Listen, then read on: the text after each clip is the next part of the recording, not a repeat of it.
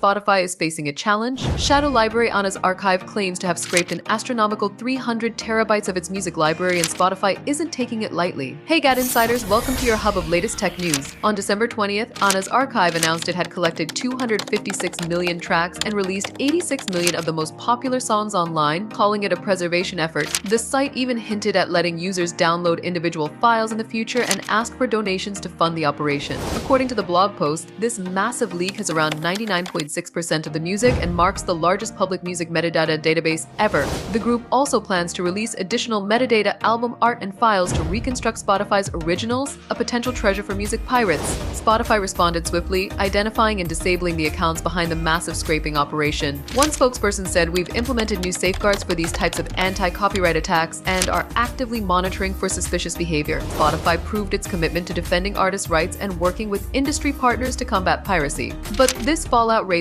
huge questions about digital security in the streaming era. While Spotify focuses on protecting creators, Anna's archive frames its work as a bold preservationist move. Whether this showdown escalates into a full-blown legal battle or sparks copycat scraping efforts, the battle over online music access is far from over. Spotify users, artists, and digital archivists are watching as this clash between a streaming giant and a preservation site unfolds. For more updates like this video, comment and subscribe to GadInsider. Don't forget to click the bell icon so you never miss any tech update.